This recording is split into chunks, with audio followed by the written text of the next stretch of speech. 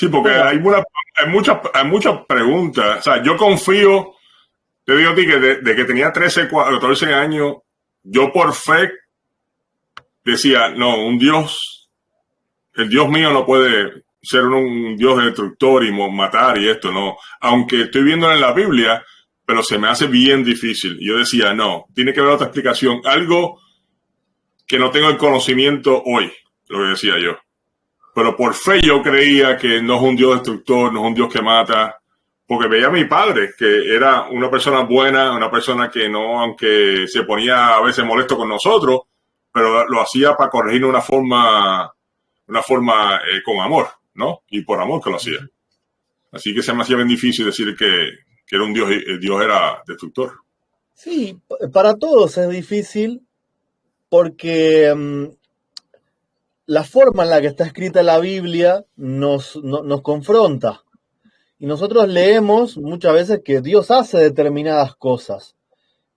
El tema después es entender el cómo las hace, ¿no? Dice, Dios destruyó a tal nación. Bueno, ¿cómo lo hace? Cuando a mí me es presentado este tema, yo estaba muy acostumbrado a tomar un versículo y leerlo lo más literal posible a ese versículo solo, ¿sí? Entonces, si el versículo decía que el ángel de Dios mató 100.000 personas, a mí no me vengan con cuentos. O sea, el ángel de Dios mató 100.000 personas. Pero yo en mi mente automáticamente me imaginaba al ángel con una espada cortando cabezas. O sea, yo estaba inventando el cómo. Entonces, cuando me muestran este tema, a mí me costó mucho, yo peleé. Y en un momento dije, no, o sea, estos están locos, yo me separo, no quiero saber más nada de esto no dice la Biblia. Después uno entra a reflexionar, enfría un poco la cabeza, empieza a considerar otros textos, que fue también lo que hicimos acá como grupo durante este tiempo, de empezar a considerar principios generales, ¿sí? Que como que decía Claudio, ¿no? Esos principios nos llevan a entender que Dios es amor, que no destruye a la gente, que no mata a la gente, pero ahora queda la otra parte de entender, bueno, entonces la gente cómo se muere, ¿sí? Que es un trabajo que todos tenemos que hacer una vez que tenemos los principios claros. El tema que en mi experiencia yo llegué a considerar, dije, bueno, a ver, yo estaba enojado, ¿no? Con la gente que me lo presentó, con Daniel, con Carlos. Y decía, bueno, seguramente me van a encontrar excusa para todas las historias bíblicas. Pero vamos a lo importante, dije yo. Explíquenme, después del milenio, ¿qué pasa con toda esa gente que es lanzada al lago de fuego? ¿Qué pasa en la segunda venida? ¿Sí? Cristo se lleva a los salvos. ¿Qué pasa con los malvados? ¿Quedan vivos? ¿No los mata Dios? ¿Qué pasa? ¿Qué sucede? ¿Qué pasa con el lago de fuego? Después del milenio, cuando todos aceptan que Cristo es justo y son echados al lago de fuego. Explícamelo. Si vos me explicas eso, yo puedo llegar a considerar mejor todo lo otro. Y bueno, grande fue mi sorpresa cuando me mostraron esa película, porque la verdad se lo voy a tratar de hacer ahora como una película. Grande fue mi sorpresa cuando los textos estaban ahí, y a mí se me cayó la quijada como los dibujitos animados, mi quijada se cayó al piso, quedé con la boca así abierta y no lo podía creer. Y fue el tema, a mí, el tema del pecado, de cómo destruye el pecado, el tema que me hizo explotar la mente para comprender después todo lo demás. Y un poco quiero trasladar esos textos que encontré, trasladarlos con ustedes, ¿no? Yo voy a agregar un poco de la segunda venida y después vamos a ir a lo que es la destrucción de los impíos, después el milenio y la destrucción de Satanás. Vamos a compartir la pantalla. Hay tres diapositivas nada más que vamos a repasar con principios, ¿sí? Esos principios en los que todos estamos de acuerdo, pero es necesario siempre partir de esta base, ¿no? Romanos 6:23 dice, porque la paga del pecado es muerte, mas la dádiva de Dios es vida eterna en Cristo Jesús, Señor nuestro. ¿Se acuerdan cuando en la escuela secundaria nos enseñaban sintaxis y había que separar eh, las oraciones en sujeto, en predicado? Y habían oraciones compuestas que tenían dos sujetos. Este es el caso. Acá tenemos dos sujetos, ¿sí? Tenemos un sujeto que es el pecado, que da la muerte. Pero esa palabrita más contrapone al otro sujeto, que es Dios, y dice que Dios da la vida eterna en Cristo Jesús. ¿Sí? El pecado da la muerte y Dios da la vida eterna en Cristo Jesús. Y 1 de Juan 1:5 nos dice que este es el mensaje que hemos oído de él y os anunciamos. Dios es luz y no hay ninguna tinieblas en él. ¿A qué se refiere con tinieblas o qué quiere decir con tinieblas? La muerte y el pecado son invenciones de Satanás, comienzan con Satanás.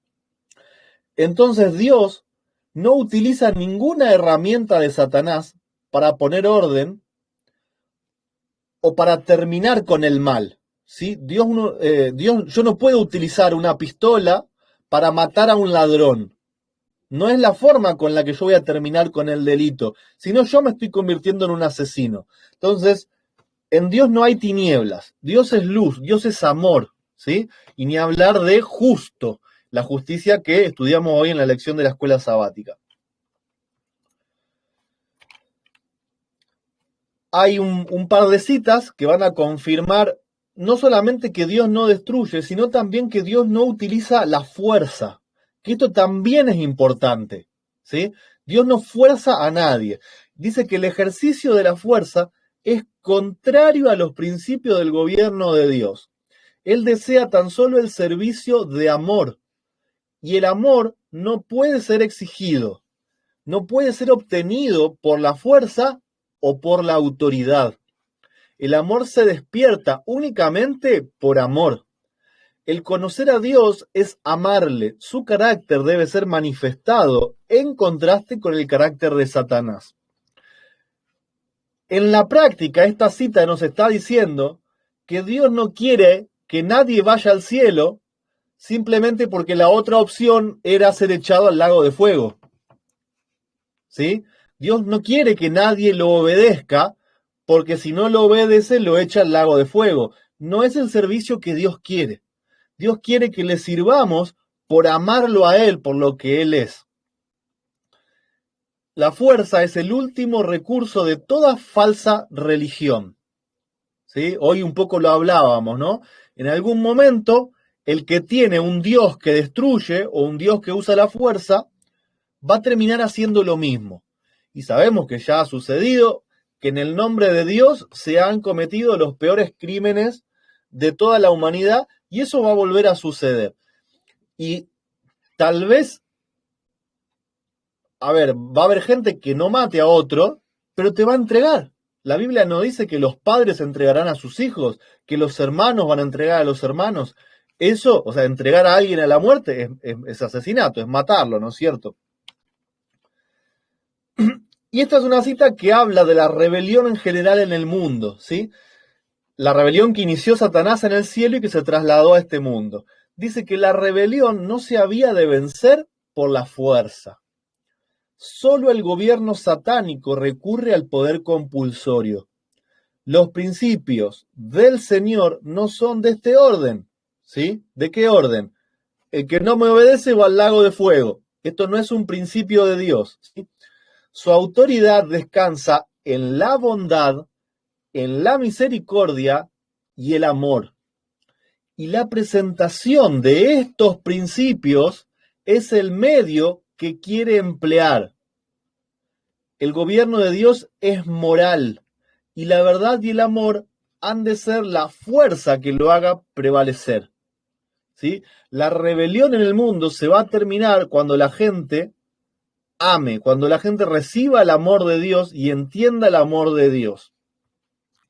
Ahora, dicho esto, en lo que todos estamos de acuerdo, aunque no entendamos otras cosas, ¿sí? Cómo suceden las cosas, vamos a entrar un poquito en ese terreno, de tratar de explicar alguna historia.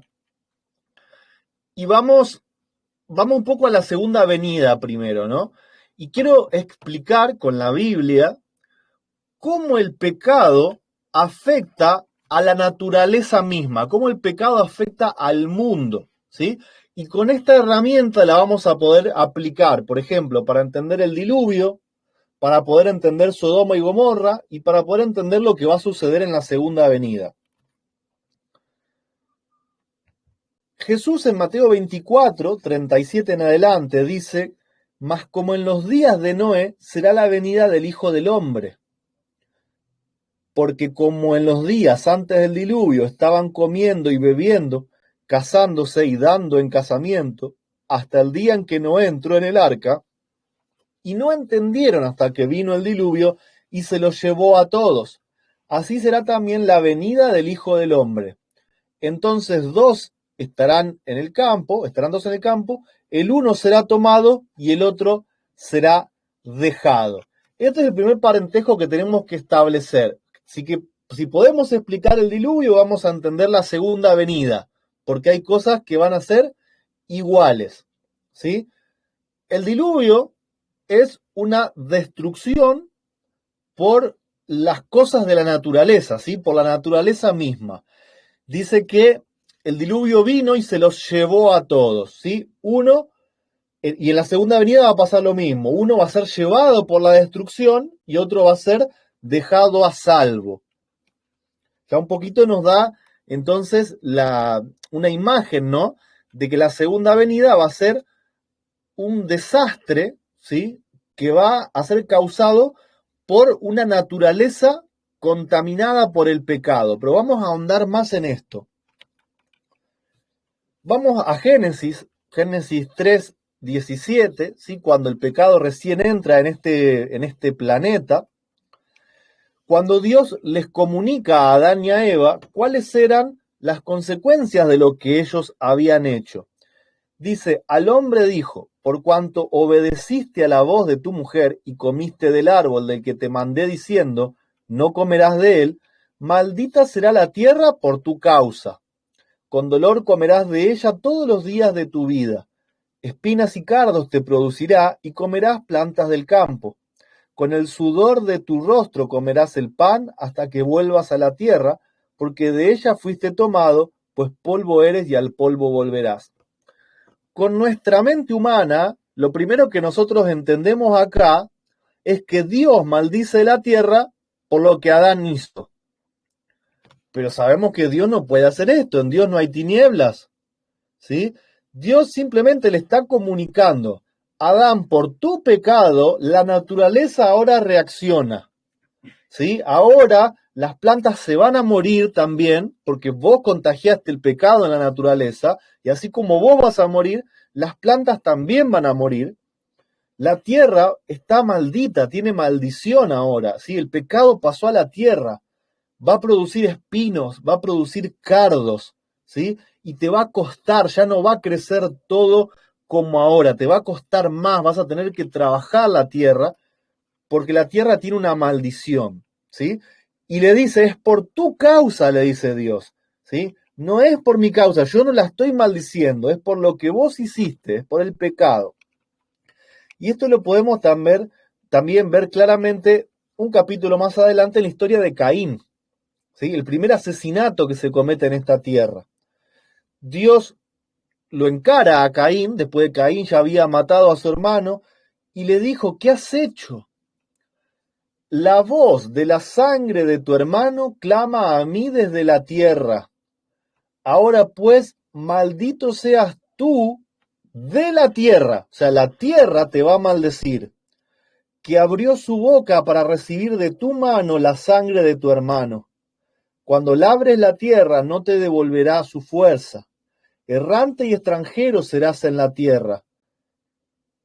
Otra vez Dios comunicando a un ser humano la consecuencia de su pecado. ¿Sí? Vos derramaste sangre y la tierra, la naturaleza, me lo está diciendo. La naturaleza se expresa a mí, que soy su creador, me está diciendo que hay sangre derramada, que hay asesinato, que hay pecado. La misma naturaleza te va a maldecir, ¿sí? A vos, Caín, ahora no te va a dar de su fruto, o te va a costar mucho, ¿no? Y fíjense lo que entiende Caín. Caín, totalmente en pecado, Caín le dice a Jehová, grande es mi castigo para ser soportado. ¿En dónde dice el texto que Dios estaba castigando a Caín? Dios simplemente le estaba adelantando, le estaba contando lo que a Caín le iba a suceder por lo que él había hecho. Él sembró pecado en la tierra, derramó sangre en la tierra y la tierra le iba a responder, ¿sí? Con esto tenemos que ver esta relación directa que hay entre el pecado y cómo el pecado contamina la tierra. Y no estoy hablando solamente de talar todos los árboles del planeta, de tirar cuestiones atómicas, del efecto invernadero, del plástico, no estoy hablando de eso, ¿sí? Que también obviamente influye para destruir la tierra. Estoy hablando de pecar. Yo asesino a alguien, contamino la tierra. Desobedezco a Dios, estoy contaminando el espacio que me rodea, la gente que me rodea. ¿Recuerdan la historia de Acán? Cuando el pueblo de Israel tenía que conquistar Jericó, y Dios les dijo que no se guarden ningún tesoro, ningún recurso, y Acán se guardó algunas, no me acuerdo si era plata, oro, unas telas, y cuando van a atacar la próxima ciudad, Dios no los puede proteger, y el pecado de Acán contamina a sus compañeros y mueren en la guerra. Fíjense cómo el pecado afecta a todo, a la gente que tengo al lado, a la tierra misma, a la naturaleza. El pecado contamina. El pecado no es solamente un libro de registros de acciones, ¿sí? El pecado, así como la bendición y el amor de Dios, Elena de White lo describe como cuerdas invisibles, que cuando se tocan en un extremo, resuenan hasta el otro extremo, ¿sí? Así es la bendición y así también es el pecado. Por eso que con el pecado afectamos a los demás. Y Caín sigue diciendo, tú me estás echando hoy de la tierra, así que me voy a esconder de tu presencia y seré errante y extranjero en la tierra, ¿no? Por tu culpa, por tu castigo.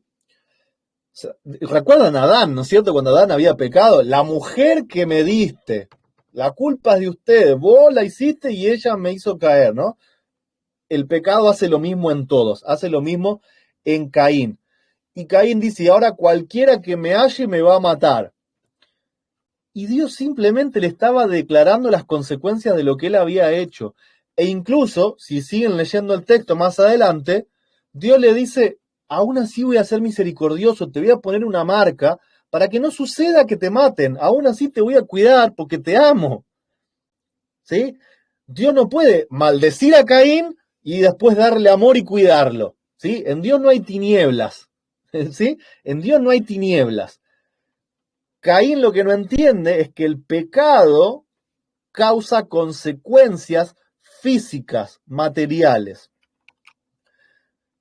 Fíjense lo que dice Salmos 58:2.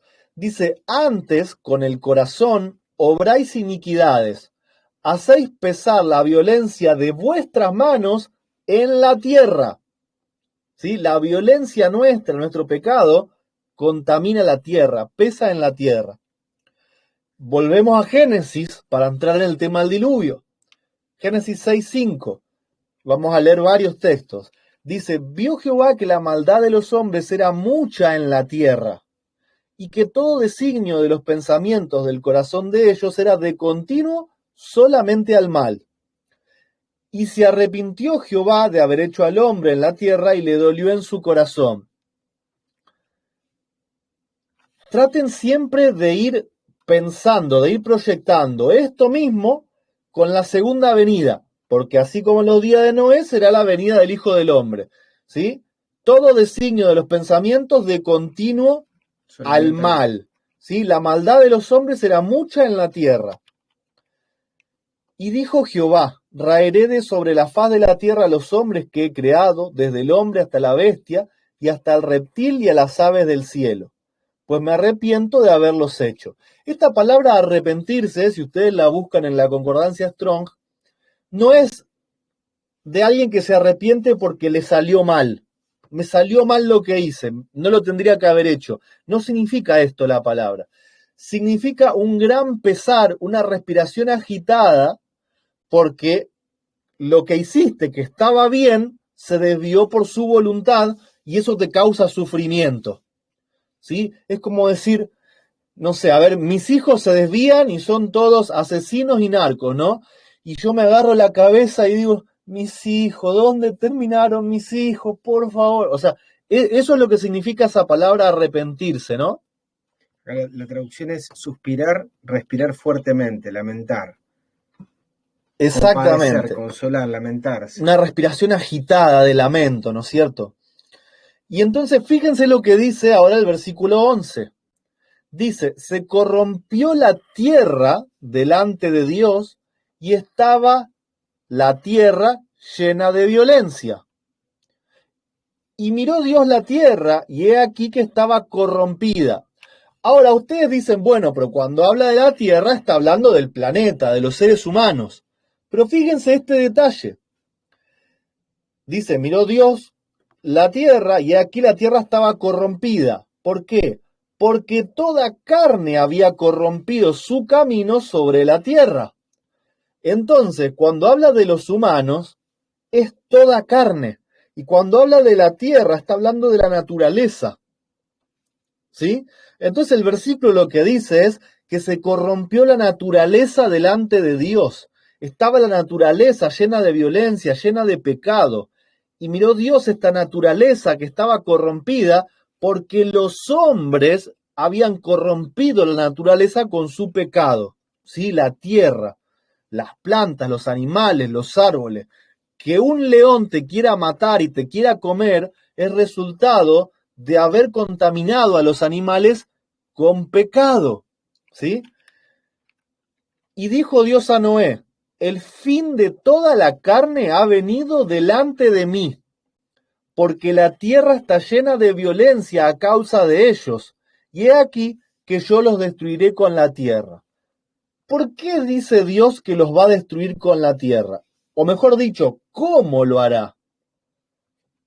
La gente toma su decisión, no quiere a Dios, y Dios simplemente permite que ellos obtengan el resultado de la obra de sus manos. ¿Cuál es el resultado de sus pecados? La corrupción en la naturaleza, en el planeta. El planeta reaccionó, vomitó al ser humano a través de un diluvio. Y Dios permitió que eso suceda, pero durante 150 años Dios les dio la puerta de la salvación. Le dijo a Noé, vas a hacer un arca y vas a predicar. Y ese arca va a ser la salvación para todo el que quiera. Si no lo entendemos de esta manera, estamos diciendo, bueno, Dios le da el arca y la salvación. Y les tiene que decir, si no entras al arca, yo te voy a ahogar. ¿No les parece conocido la segunda venida? ¿O el milenio? Si no entraste a la Nueva Jerusalén obedeciendo mis mandamientos, los tiro al lago de fuego.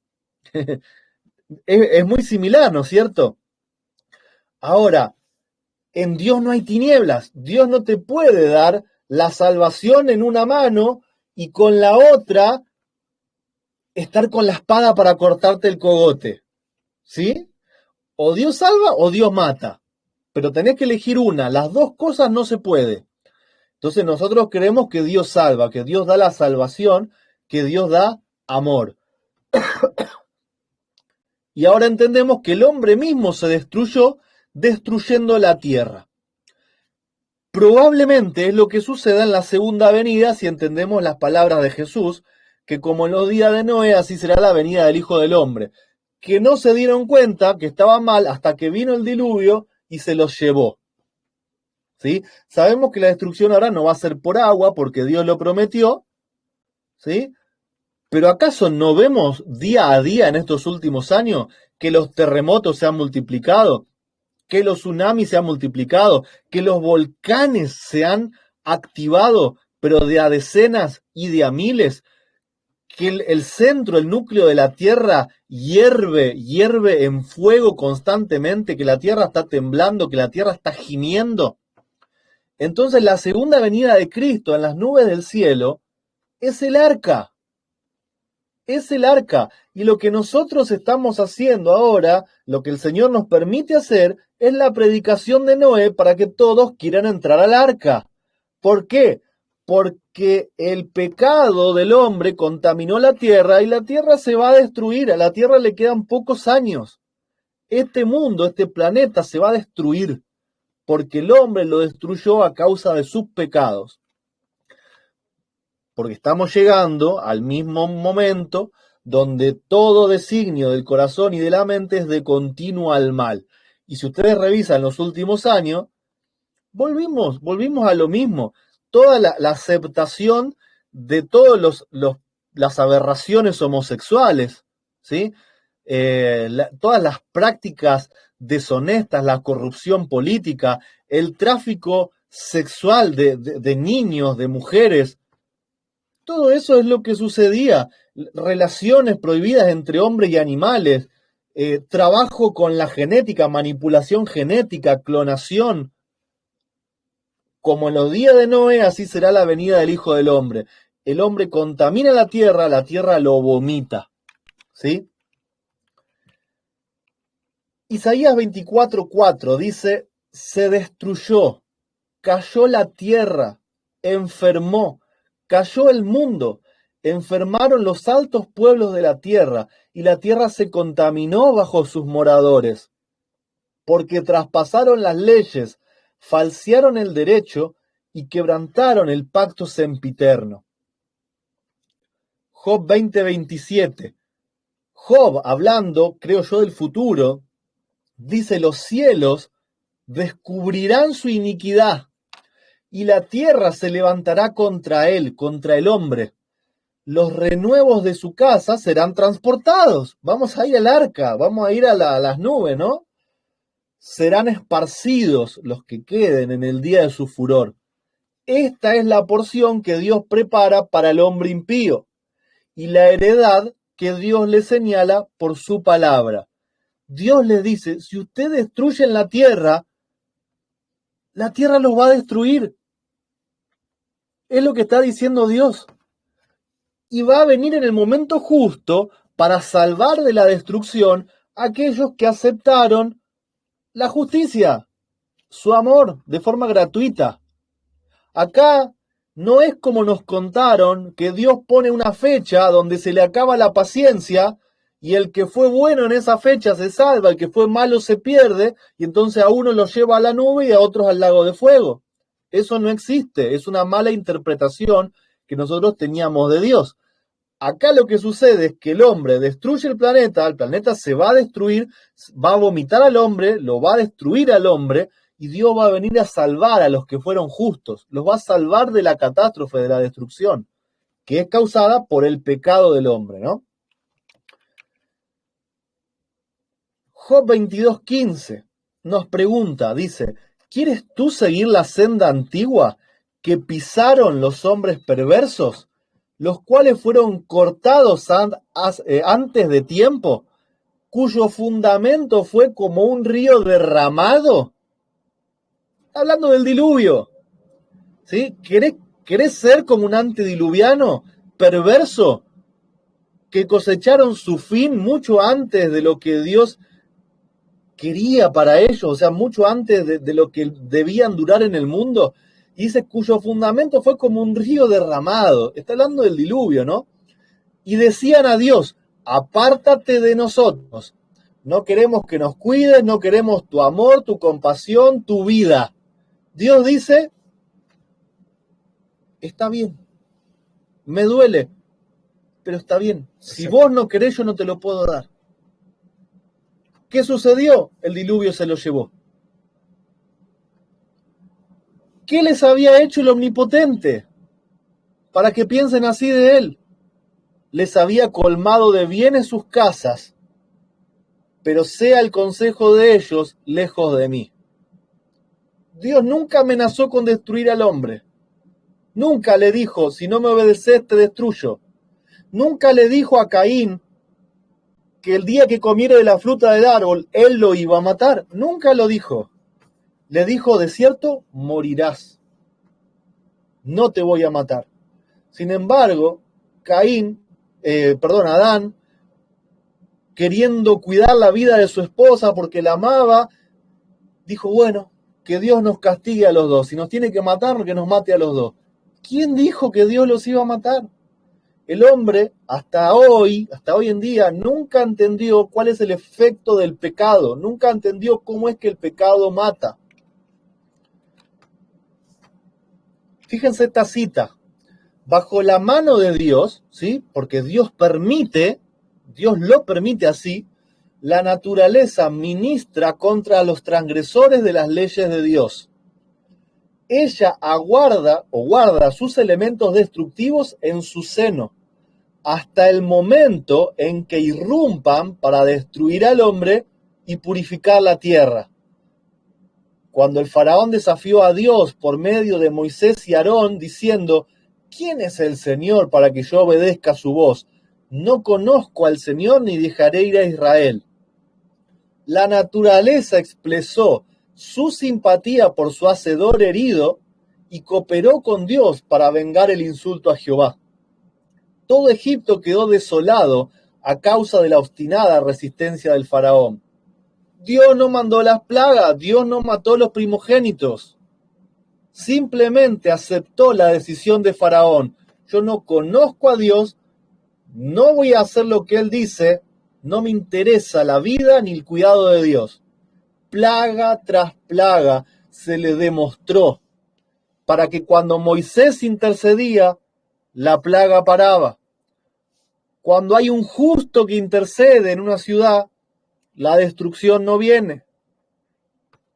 Ahora, ¿por qué la sierva de Dios y también la Biblia dice que las grandes ciudades serán destruidas? Porque el consejo a los justos es que salgan de las ciudades. Cuando los justos no vivan en las ciudades van a ser destruidas por el pecado que existe. Por ejemplo, Argentina, nosotros tenemos más o menos 50 millones de personas. Más de 20 millones están solamente en la provincia de Buenos Aires.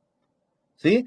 Y es la meca del pecado, de la corrupción, ¿sí? De todos los males. El día que los justos salgamos de Buenos Aires, la tierra va a reaccionar y se va a tragar esta gran capital, se va a tragar esta ciudad. ¿Sí? Porque el pecado está concentrado. Hay 20 millones de personas pecando en el mismo sector de tierra, en el mismo sector de la naturaleza. La naturaleza va a reaccionar y va a destruir al hombre, porque Dios lo va a permitir, ¿sí? Porque no hay ningún justo que interceda. ¿Se acuerdan la historia de Abraham y Lot?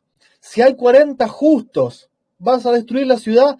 No, si hay 40 no. Si hay 30, si hay 20, si hay 10, no. Si hay 10 no, no voy a destruir la ciudad. ¿Qué significa no voy a destruir la ciudad? La voy a seguir protegiendo, ¿sí? Voy a seguir amando la ciudad y la voy a proteger. Ahora, si no hay 10 justos, ¿cuántos había? Lot, la esposa y 2 hijas. 4. Lot, agarrá a tu familia y salí. Salí porque yo no puedo proteger más esta ciudad. La naturaleza se lo va a devorar.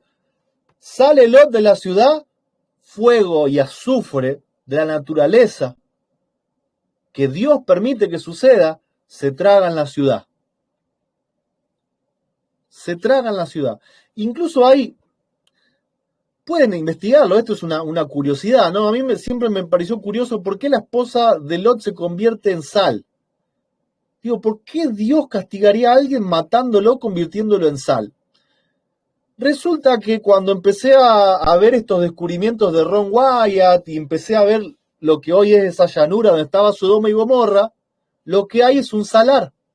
Lo que el fuego y azufre dejó, ¿sí? Cuando devoró toda esa ciudad, fueron costras de sal y de azufre.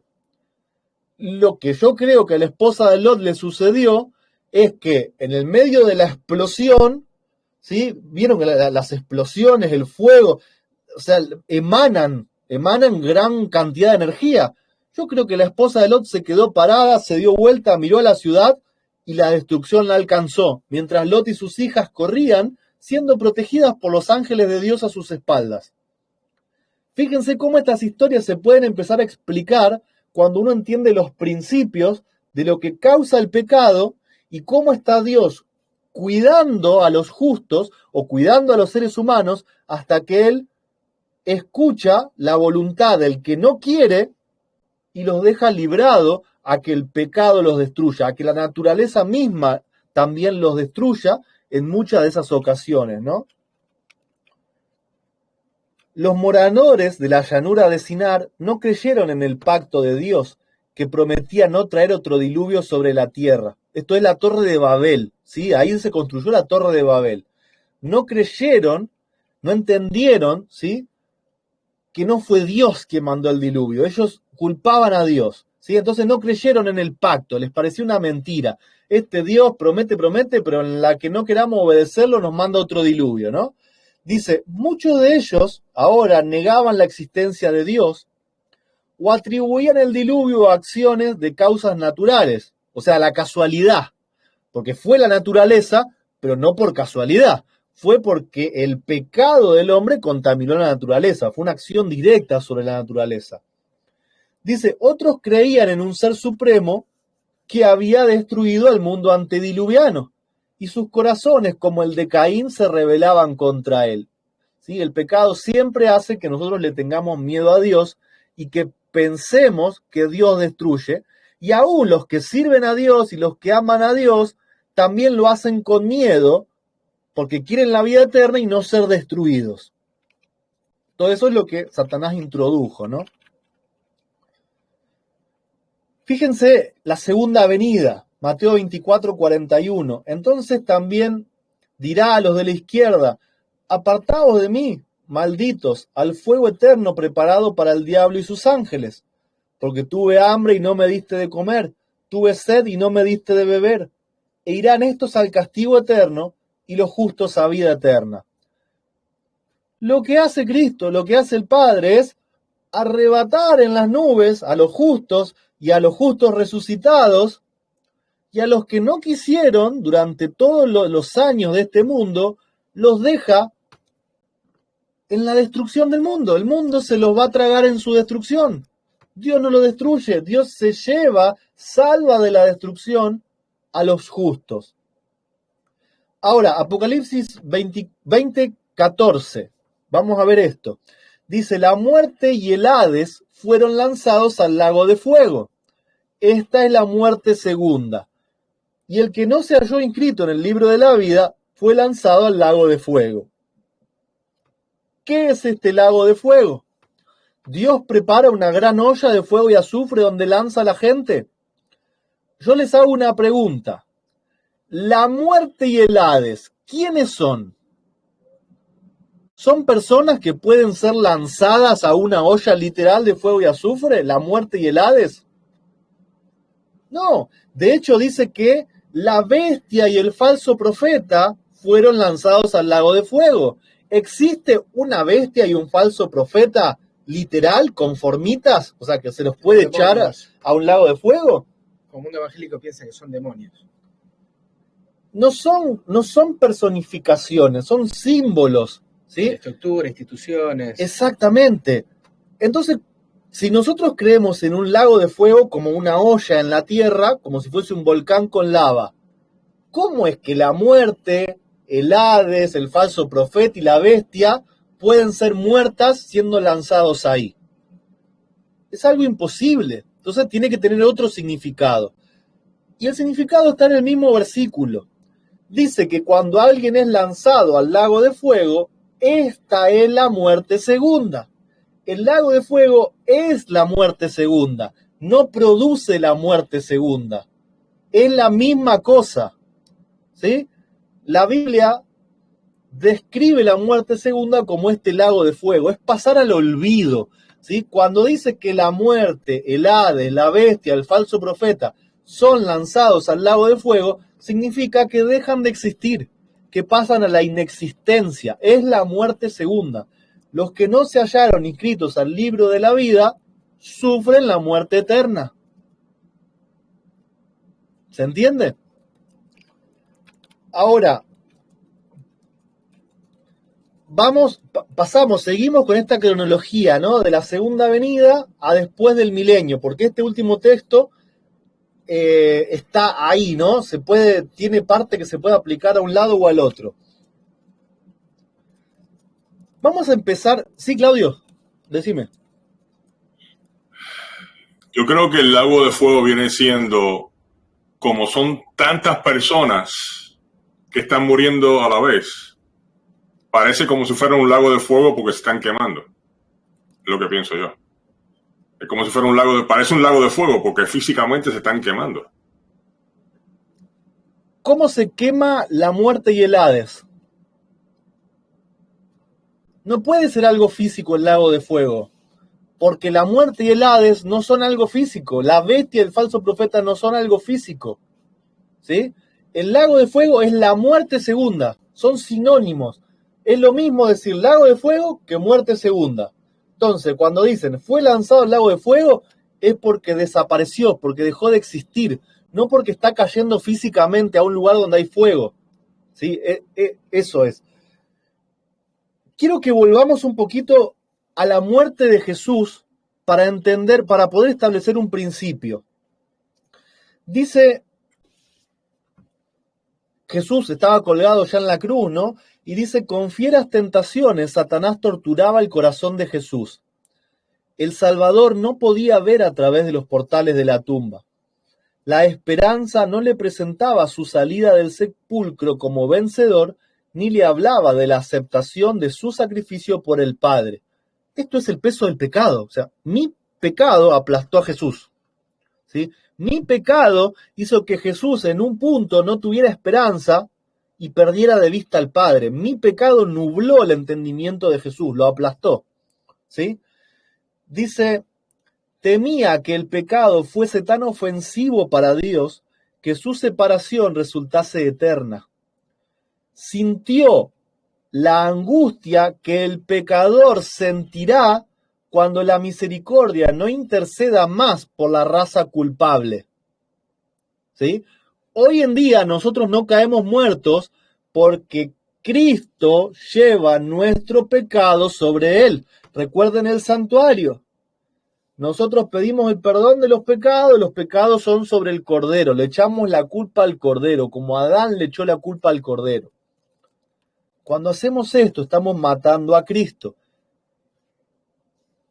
Si nosotros no echáramos los pecados sobre Cristo, caeríamos aplastados. En realidad, Cristo acepta tomarlo. Cristo acepta tomar ese pecado sobre sí. Y nosotros no morimos aplastados, pero Él sí murió aplastado por el pecado. Y lo mismo va a suceder con el impío que no acepte a Cristo, ¿no? Dice, el sentido del pecado que atraía la ira del Padre sobre él como sustituto del hombre fue lo que hizo tan amarga la copa que bebía el Hijo de Dios y que quebró su corazón. ¿Sí? A Jesús se le rompió el corazón, el órgano, se le rompió, explotó. El peso del pecado, donde más ataca, es al corazón. Por eso no es casualidad que hoy en día la mayor afección, las mayores causas de muerte y de enfermedad sean al corazón. Lo mismo que sufrió Jesús, lo va a sufrir el pecador. Cuando vea que está separado de Dios, el pecado los va a aplastar, ¿sí? Le va a romper el corazón. Fíjense lo que dice Salmos 34:21. Y acá sí ya entramos en si Dios no mata al pecador, ¿cómo muere? Un poco lo vimos.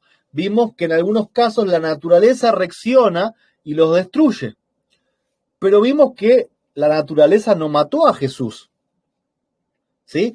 Hay eventos donde la naturaleza se traga al hombre, pero a Jesús no lo mató la naturaleza. A Jesús el pecado le rompió el corazón. Entonces, cuando pasen los 1000 años y descienda la ciudad, ustedes conocen un poco la historia, dice que van a estar todos los santos en la ciudad mirando hacia afuera, Satanás va a preparar un ejército, esto lo cuenta el conflicto de los siglos, para atacar la ciudad, y que en un momento dice que Dios va a pasar la historia de la humanidad como si fuese en una proyección, y que todos los malos, incluso Satanás, van a ver que Dios es justo, y como que se van a arrodillar y van a aceptar que está bien que ellos estén afuera y que los otros estén adentro. ¿Sí? Eso es lo que sucede. Ahora, la conclusión rápida que nosotros sacamos toda la vida es que en ese momento Dios abre un hueco en la tierra lleno de fuego y azufre y mete a todos los malos adentro. ¿Sí? E incluso malinterpretando a Elena, llegamos a enseñar de que cada uno de los impíos tiene que pasar cierto tiempo determinado quemándose, según su cantidad de pecados, y que Satanás se va a quemar más tiempo. Una graduación del fuego. Entonces, si yo me caigo un volcán con lava, ¿cuánto tiempo vivo? Nada, o sea, 5 segundos y estoy muerto, ¿no? Entonces, imagínense un Dios que me dice, bueno, Roberto, a ver, vos fuiste bastante malo, 70 años de pura maldad, así que te tocan 15 días de quemarte en el fuego, y no voy a dejar que te mueras a los 5 segundos. Yo te voy a mantener con vida mientras la lava te quema durante 15 días. ¿Se imaginan eso? ¿Para ustedes en eso hay amor? ¿En eso hay misericordia?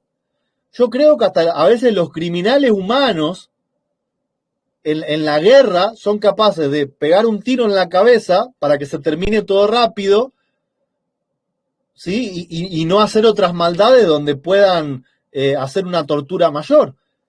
¿Puede Dios torturar a la gente en un lago de fuego, mantenerlo con vida para que sufran según sus pecados? Según lo que nosotros entendemos de Dios, no. Muchos, por ejemplo, hay casos de animalitos violentos que hay familias que toman la decisión de sacrificarlos y es aplicándole algo que es instantáneo. Sí, nadie dice, bueno, ahora lo voy a poner en una habitación cerrada, voy a abrir el gas y bueno, a ver en qué momento se le va la vida, ¿no? La historia de la rana en el agua hirviendo. A ver, de a poquito. Es así. Entonces, ahora, o sea, empecemos a imaginar la película, ¿sí? La santa ciudad en el Monte de los Olivos, todo el mundo se arrodilló delante de Dios diciendo que es justo, Satanás no prosperó con el ataque, ¿sí? No puede atacar la ciudad, y ahora los justos quedan adentro, los malos quedan afuera.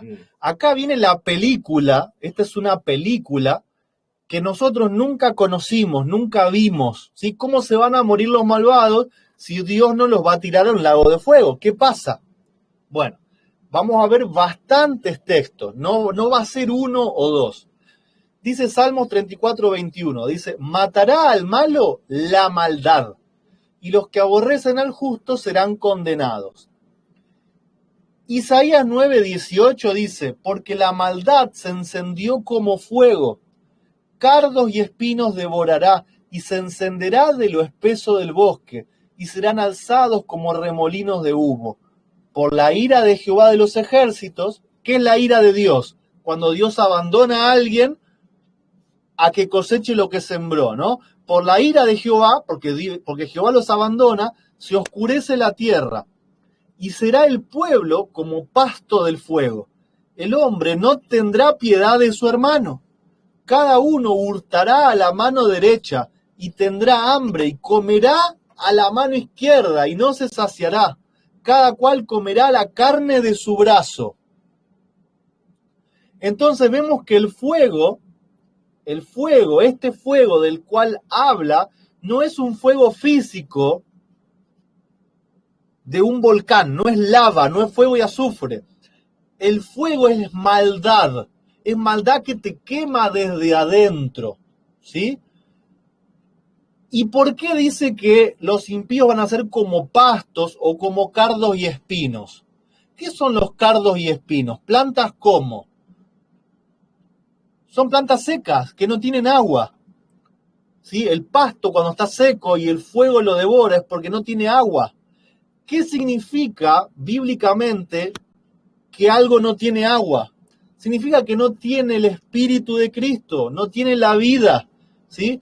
Los hijos de Dios, los justos, son simbolizados por árboles verdes, ¿sí? Por árboles verdes.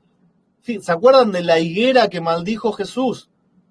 No tiene el espíritu, la higuera se seca. La maldad, cuando no tenés a Cristo, te devora, la maldad te mata. ¿Sí? ¿Qué pasa entonces? Los impíos quedan vivos. Se empiezan a comer su propia carne porque no tienen qué comer, se comen su propio brazo. Isaías 33:10 dice, ahora me levantaré, dice Jehová, ahora seré exaltado, ahora seré engrandecido.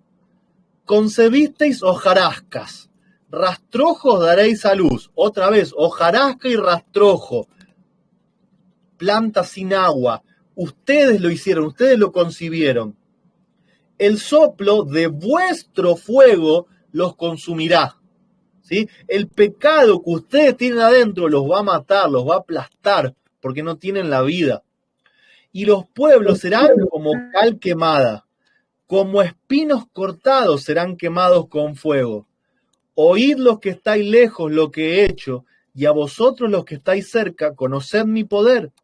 Los pecadores se asombraron en Sión, espanto sobrecogió a los hipócritas. Los hipócritas, los impíos dicen, ¿quién de nosotros morará con el fuego consumidor? ¿Quién de nosotros habitará con las llamas eternas?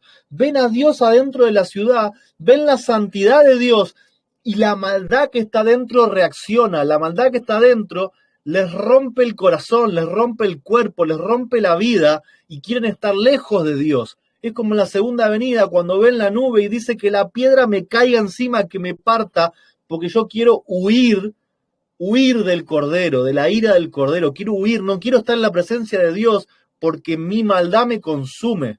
¿Sí? Es fuego que consume, porque Dios es santo. Ahora, siguen vivos, los impíos siguen vivos. Ven a Dios adentro de la ciudad y dice, ¿quién, alguno de nosotros puede decir que esto es injusto? ¿Puede estar ahí adentro sin morir, sin que su maldad no lo mate, no lo queme? Espanto sobrecogió a los hipócritas, el espanto que sobrecogió a Cristo de la separación de Dios. Isaías 13:6 dice, aullad porque está cerca el día de Jehová, vendrá como asolamiento del Todopoderoso. Por tanto, toda mano se debilitará y desfallecerá todo corazón de hombre, otra vez el corazón, ¿no? Y se llenará de terror por la separación de Dios. Dios cierra la ciudad, se queda dentro de la ciudad y el hombre va a saber lo que es la ausencia de Dios. Roguemos, hermano, que ninguno de nosotros tenga que saber alguna vez lo que es la ausencia de Dios, porque es terror. Si ustedes alguna vez en esta vida sintieron terror, miedo a la muerte, ataque de pánico, nada se compara con lo que sintió Jesús y con lo que van a sentir los impíos después del milenio. Dice, se llenarán de terror, angustias y dolores se apoderarán de ellos. Tendrán dolores como mujer de parto. Se asombrará cada cual al mirar a sus compañeros. Sus rostros de llama, van a ver el fuego, van a ver la maldad en la cara del otro.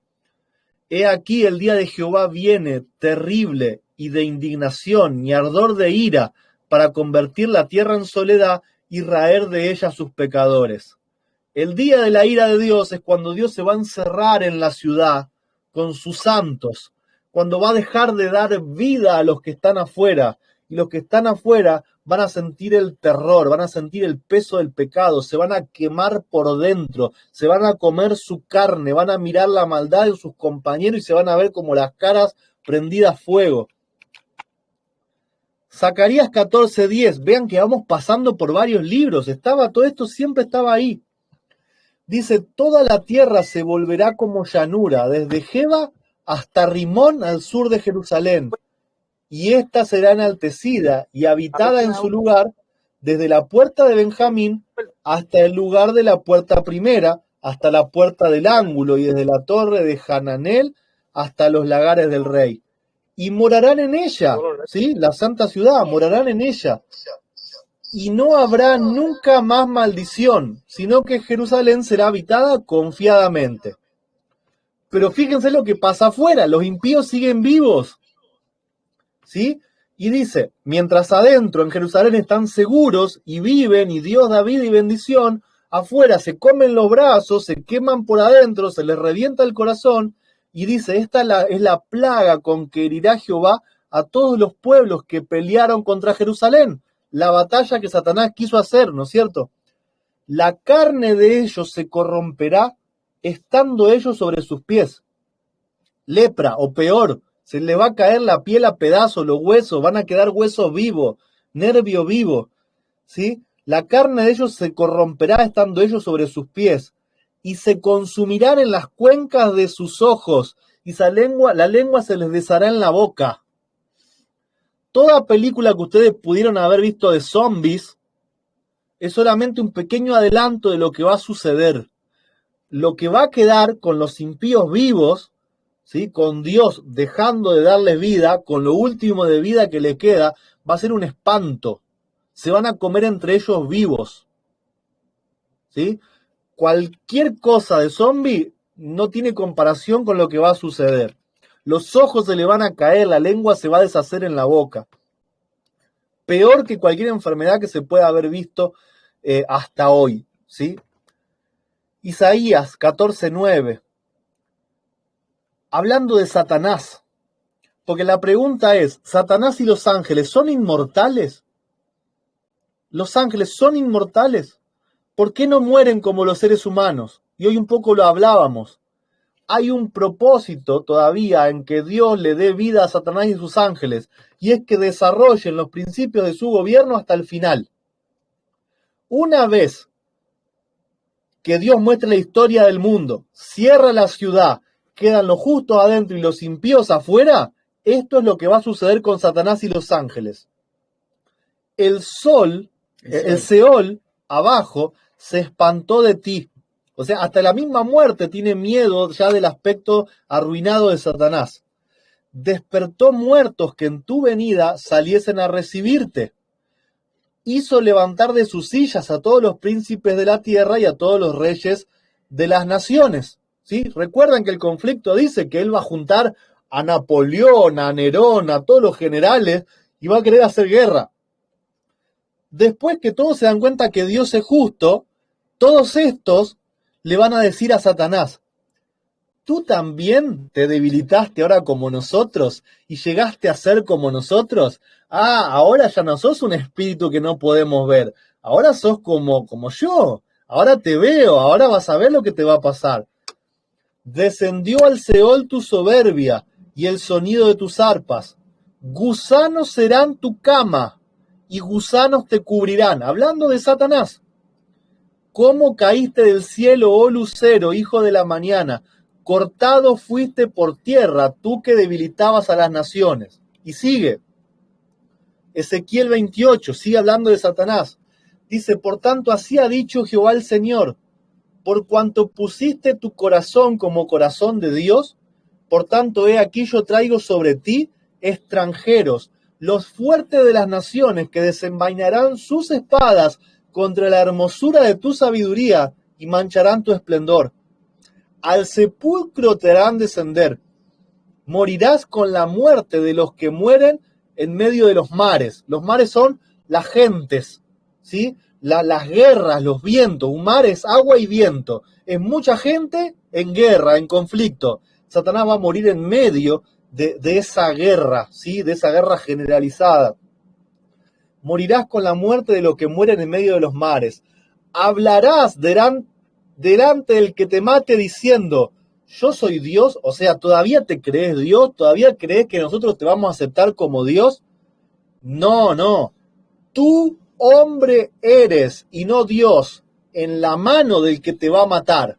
Satanás y sus ángeles van a ser hombres comunes y corrientes, van a perder su poder sobrenatural, ¿sí? Sus carnes se la van a comer los gusanos y la gente de la tierra, los impíos, los van a herir de muerte.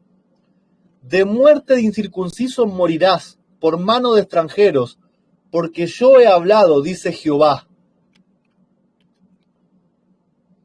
Conflicto de los siglos, página 649.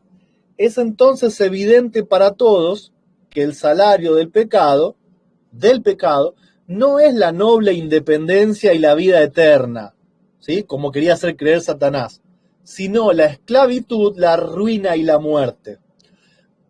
Paréntesis, ¿no? Ahí se están dando cuenta que Dios no los está matando. Se están dando cuenta que todo lo que les está pasando, que se le cae la carne, que se comen entre ellos, que matan a Satanás, Dios está dentro de la ciudad, con sus salvos, con sus hijos. Y lo que ellos están viviendo afuera es la ausencia de Dios. Es la ausencia de Dios, ¿sí? Lo que el pecado produce es la esclavitud, la ruina y la muerte.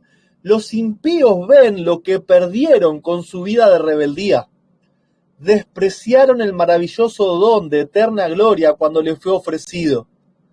Pero cuán deseable no les parece ahora. Ven la nueva Jerusalén y se quieren morir. Qué lindo sería estar ahí, ¿por qué no aproveché? Todo eso exclama el alma perdida. Yo podría haberlo tenido, me lo regalaban, era gratis, pero preferí rechazarlo. Oh, sorprendente infatuación. He cambiado la paz, la dicha y el honor por la miseria, la infamia y la desesperación. Todos ven que su exclusión del cielo es justa, ¿sí? Por sus vidas ellos declararon: no queremos que este Jesús reine sobre nosotros. Ellos están afuera porque quisieron. Todos los que querían estar adentro, están adentro. Los que están afuera es porque eligieron estar afuera. Por rechazar a Cristo. La salvación es un regalo, no había que hacer nada. Aunque fueras el más malo y el más depravado, si de verdad estabas arrepentido, era gratis. Y no lo aceptaron.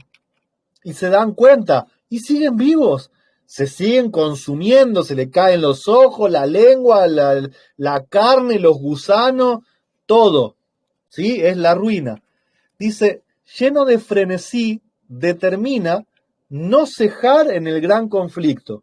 Ha llegado la hora de intentar su último y desesperado esfuerzo contra el Rey del Cielo. Se lanza en medio de sus súbditos, que todavía no lo habían atacado, ¿no? Dice, y trata de inspirarlos con su propio furor y de moverlos a la inmediata batalla. Pero entre todos los innumerables millones a quienes indujo engañosamente a la rebelión, no hay ahora ninguno que reconozca su supremacía. Su poder ha concluido. Los impíos están llenos del mismo odio contra Dios que el que inspira a Satanás. Pero ven que su caso es desesperado, que no pueden prevalecer contra Jehová. Se enardecen contra Satanás y contra los que fueron sus agentes para engañar, y con furia demoníaca se vuelven contra ellos. ¿Qué cosas se matan unos a otros? Los impíos reciben su recompensa en la tierra. Serán estopa, y aquel día que vendrá los abrazará, ha dicho Jehová de los ejércitos. Algunos son destruidos en un momento, mientras otros sufren muchos días. Pero Dios no los está haciendo sufrir, no están en una olla de fuego donde Dios los está torturando. Sufren porque le quedará un mes de vida y se le está cayendo la carne y se le caen los ojos y la lengua y no tiene para comer y se comen un pedazo de dedo, ¿sí? Sufren varios días. Todos son castigados conforme a sus hechos, ¿sí? Ellos implantaron su propio castigo, su propio juicio. Habiendo sido cargados sobre Satanás los pecados de los justos, tiene éste que sufrir no solo por su propia rebelión, sino también por todos los pecados que hizo cometer al pueblo de Dios. ¿Recuerdan el macho cabrío del santuario en el día de la expiación? Que había uno que se sacrificaba, pero el otro se ponía las manos sobre la cabeza y se lo mandaba al desierto. Eso es después del milenio. A ese macho cabrío no se lo mataba, se lo enviaba al desierto. Y se le tiraba fuego. ¿Y el desierto? ¿Qué pasa en el desierto?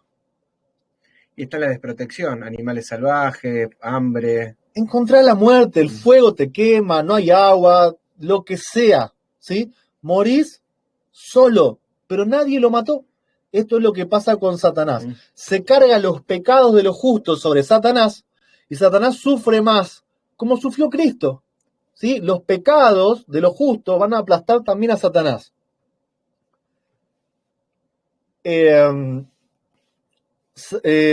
tiene que sufrir no solo por su propia rebelión, sino también por los pecados que hizo cometer al pueblo de Dios. Su castigo debe ser mucho mayor que el de aquellos a quienes engañó. Después de haber perecido todos los que cayeron por sus seducciones, el diablo tiene que seguir viviendo y sufriendo. También hay que recordar que Satanás físicamente fue creado con mucho más esplendor y con mucho más fuerza física que nosotros. Entonces, vamos a suponer que a mí me dejan con Satanás para hacer supervivencia. Yo soy un pobrecito, un pobre renacuajo totalmente débil. Yo en una semana me muero, pero Satanás todavía tiene vigor físico. Por eso es que Satanás todavía sigue vivo mientras el pecado lo sigue consumiendo. ¿Sí? Dice, en las llamas purificadoras quedan por fin destruidos los impíos, raíz y rama. Satanás la raíz y sus secuaces las ramas. La penalidad completa de la ley ha sido aplicada. Las exigencias de la justicia han sido satisfechas, y el cielo y la tierra, al contemplarlo, proclaman la justicia de Dios. Cuando Satanás muere porque el pecado lo aplasta, cuando los impíos mueren porque se le cae la carne y la maldad los mata, cuando se les quiebra el corazón, cuando todos están muertos, ahí sí viene fuego y azufre que purifica todo. Los cadáveres, pero no que mata a alguien. ¿Sí? Imagínense la Tierra, el planeta, con todos los cadáveres podridos sobre el planeta, con Satanás ahí pudriéndose, comiéndose los gusanos. Dios purifica toda la tierra con fuego y azufre, cuando el pecado le dio muerte a cada uno de todos los que no eligieron la vida.